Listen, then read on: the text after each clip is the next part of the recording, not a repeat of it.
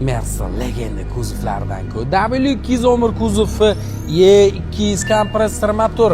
Men buni tiniq yaltirab turishidan pulli kuzov assist bo'lganmi desam yo'q.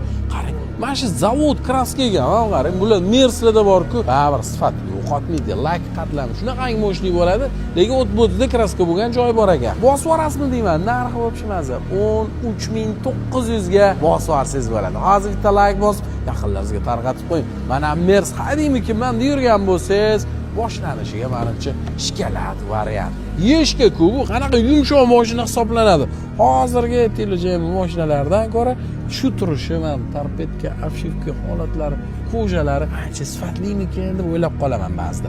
Polni Alcantara rullani qarang, ham ko'ryapsizmi? Yog'och detallarini, keyin obshivkalar tiniq turishini qarang.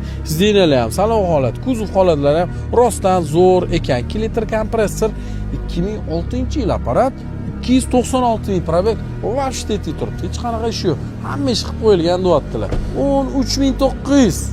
Like bosib yuboring. Fikringizni qoldiring.